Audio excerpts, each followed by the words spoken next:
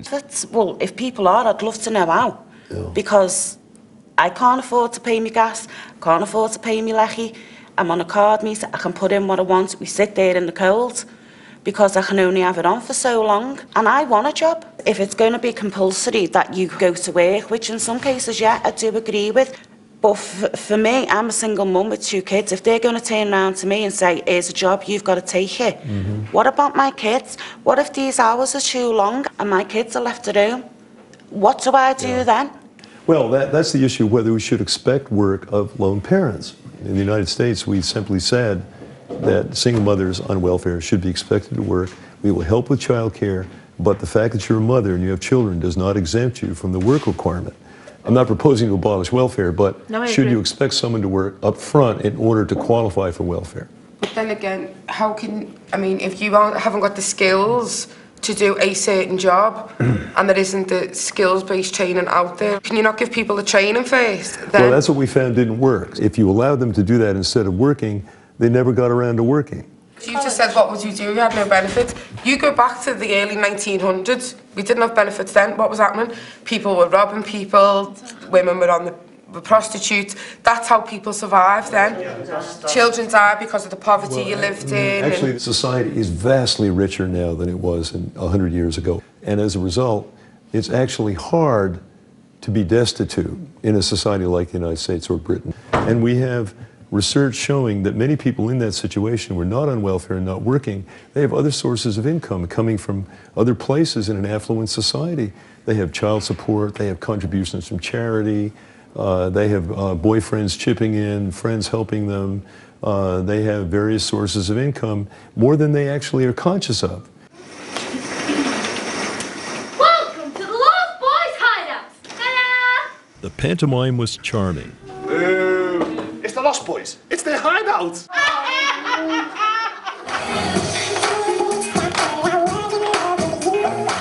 Poverty doesn't seem as depressed here as it often does in America. And I think most people at the meeting could work.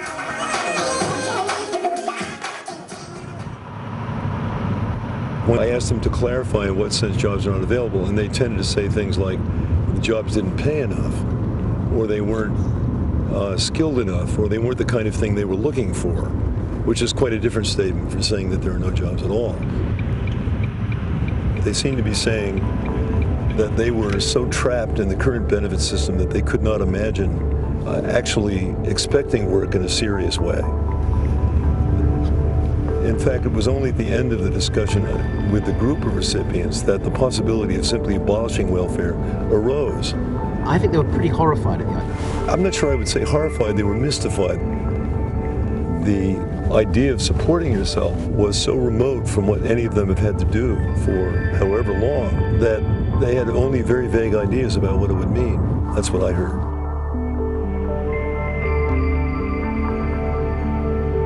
What have you learned on this trip? I would push ahead. I would not allow the policy to be defeated by these questions. I heard fear and doubt on many scores, but not really reasons to suspend the policy itself. Well, Larry Mead joins us from New York now. With us in the studio is the Employment Minister, Chris Grayling. What is wrong with the principle that if you don't work, you don't get benefits? Well, nothing at all. I mean, Larry Mead has just described to me the founding principles for the welfare reforms we're putting forward. I agree. So that is what you intend to do? It is what we intend to do. We need much better back-to-work support in this country. We need a system of benefits where work pays, and we need tough conditionality so that if people turn around and say, we don't want any of that, they lose their benefits. So the guiding principle is, you don't work, you don't get the benefits? Yeah, absolutely. Well, we expect people to look for jobs, we expect people to accept reasonable job offers, and if they turn around and say, I'm not willing to do that, they should lose their benefits. Larry Mead, from what you've seen of the way the British benefit system work, are you persuaded by the seriousness of reform here? Yeah. Not entirely. I think the intentions are correct. The government is saying the right things. Indeed, the previous government also said them, and the Tory government before that. What's missing isn't really high-level commitment to the ideal. It's getting it to be implemented correctly at the local level. somehow an attitude that benefits are an entitlement without work has persisted, and the way the benefits are administered in the job centers still doesn't make a close enough connection between benefits and employment. But isn't it a principle of a civilized society, or maybe a civilized society like ours, that people are entitled to the protection of the state? Yes. Not in the form it's taken.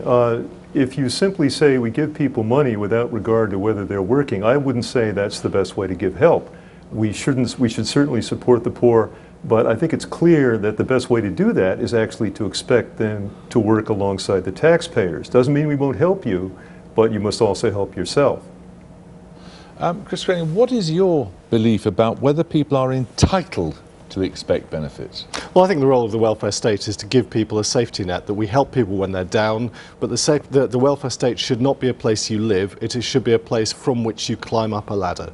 You know, we should be there to help you when you're in tough times, but actually it's all about providing people with a route out of worklessness, into employment and out of poverty. The problem is, as you heard in that film, there are plenty of people who are in the safety net, we're dealing with, it's not worth their while to try to climb out of it. We're dealing with second, third, fourth generation worklessness in households, young people growing up in an environment where nobody's ever worked. It is a difficult cycle that we've got to break. One of the key parts of changing that is to make work pay, and our reform to introduce the universal credit, a change to the benefit system, means that work will always pay. Nobody will be able to turn around and say, I'm better off on benefits, I would not be better off in work. That will change. That presumably is a sensible reform, isn't it, Larry Mead? It is. It's useful to do that, but I don't believe, based on our experience, that doing that is enough to actually cause people to go to work. What triggers the change is still administrative activity in the job centers. You need to have staff telling people directly to get a job and then following up to make sure that they do so. The changes in work incentives that the minister's talking about are very good, but they primarily make people better off if they work. They're not going to cause a whole lot more people to go to work. For that, the administrative process is really critical. But isn't it especially difficult to talk in the way that you're talking at a time when the economy is in the mess that it's in this country, and unemployment, frankly, is rising? Yeah, it's true that it's rising, and I would have to say that there will always be a question about whether jobs are available, but in Liverpool, that isn't the main message that I heard. I wasn't hearing that there were no jobs available, rather that people had questions about those jobs, and the system did not require them to go out and take the available jobs. So also unemployment assumes that you're at least looking for work, and the average person on benefit is not even looking. So in a sense, to get people looking for work is the first step, and after that, then unemployment will fall. The other thing, of course, as far as you're concerned, Chris Grayling, is it's going to cost money at a very time when you say there's no money to spend. In fact, we're going to have to cut things. Well, we're taking a pretty radical approach to this. We've actually learned quite a lot from what they've done in North America. I went to New York a couple of years ago, looked at what they've done in the city there. We're adopting an approach based on payment by results. We're contracting private and voluntary sector organisations to help get people back into work. We'll only pay them if they succeed in getting people into work and helping them stay there. So effectively, we're using the benefit savings by getting people into work to pay for the cost of the programmes that get them there. But you're not saying this is going to cost less money. Short term, it's going to cost more, isn't it? Well, in the end, there are two sets of... If it works, of course it'll cost less, but short term, it's going to cost more. Well, the benefit of a payment by results approach is that you use the savings you generate by getting people off benefits and into work to pay for the programmes that get them there, so that actually pays for itself. But in the end, if we can succeed in getting more people off benefits and into work, we'll reduce the cost of the welfare state, but we'll also break down some of the culture of deprivation and dependency you find in too many of our communities. Larry Mead, give the Minister here one thing that he ought to do immediately. Yeah. Well, the thing I would recommend, and it may already be happening as far as I know, is to put additional effort into organizing the job centers to require work immediately when people go on benefit, not sometime later, but immediately. It must be clear to them that they can't get benefits without seriously working or looking for work right away. If you do that, you will cause people to think seriously about going to work immediately rather than going on benefits. Right, okay. You've accepted the principle. Will you do that? I agree with that. We're already doing it. Clear instructions to staff in job centres. Immediately? There is an obligation today, as we sit here now, to look for work, to accept reasonable job offers. We've given a clear message to our staff that they should take action if people are refusing to do that. Thank you both very much indeed.